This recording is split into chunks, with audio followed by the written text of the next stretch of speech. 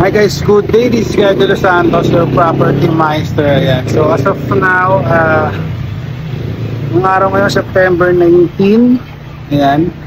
Meron kaming meeting with the Vice President of Linville para sa mga updates and mga concerns. So dito ako today sa office, waiting na lang sa kanila.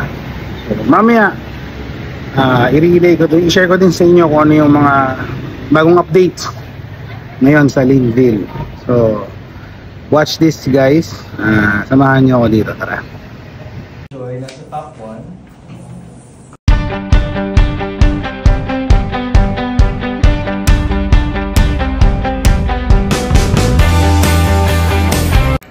So ayun guys, tapos na yung meeting namin with the Vice President and ayun, nakakuha na kami ng updates sa Linville ngayon, sa Linville Santo Tomas, and ayun guys, until this month na lang talaga siya.